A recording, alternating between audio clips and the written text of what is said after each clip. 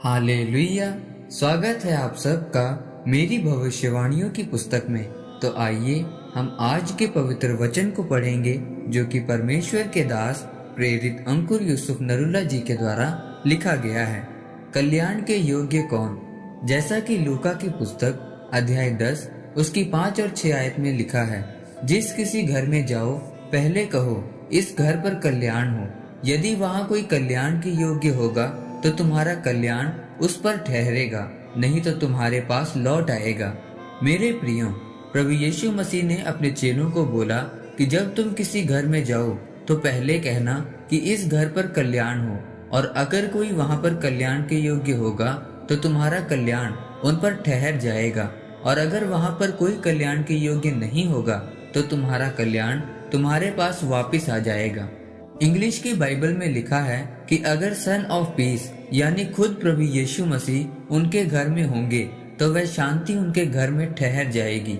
English की Bible में सही लिखा है कि अगर परमेश्वर का बेटा उनके घर में होगा, यानी अगर उन्होंने प्रभु यीशु मसीह को अपने जीवन में कबूल किया होगा, तो जो कल्याण और शांति तुम उन्हें दोगे वह उनके जीवन में ठहर जाएगी, क्योंकि अब परमेश्वर उनके जीवन में आ चुके हैं। आज आपकी समस्या दुख, बीमारी और गरीबी नहीं है, बल्कि समस्या ये है कि प्रभु यीशु मसीह आपके जीवन में है या नहीं।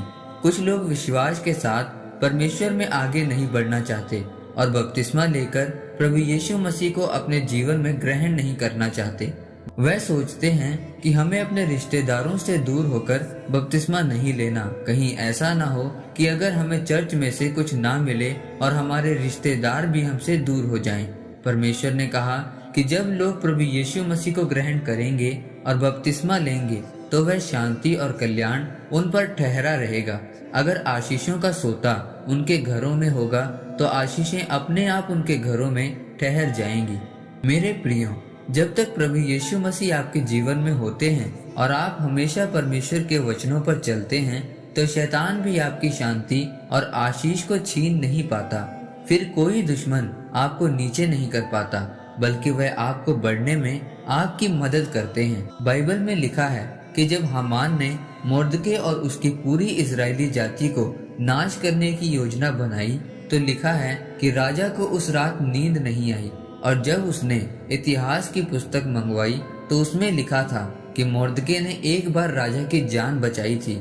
जब राजा ने यह पढ़ा तो राजा ने मोर्दके को बुलवाया और उसे राजकीय वस्त्र पहनाकर और अपने घोड़े पर बिठाकर पूरे राज्य में घुमाया, और जिस हामान ने मोर्दके को लटकाने के लिए एक खंभा खड़ा किया था, राजा ने उसी में उसको लटका दिया। ऐसा इसलिए हुआ क्योंकि मोर्दके हमेशा परमेश्वर के वचनों पर चलता था, और इसीलिए परमेश्वर की हजूरी उसके साथ रहती थी। इसलिए जो दुश्मन मोर्दके को मरवाना चाहता था वही उसके ऊंचे होने का कारण बना।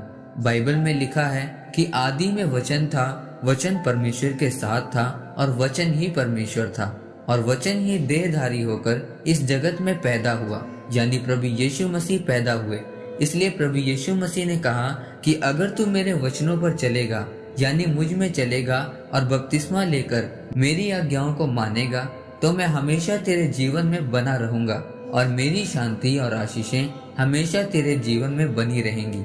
इस वचन के द्वारा परमेश्वर आपको आशीषित करे। आमीन। आइए परमेश्वर के दास के द्वारा की गई इस घोषणा को आप मेरे साथ एक मन होकर ग्रहण करें।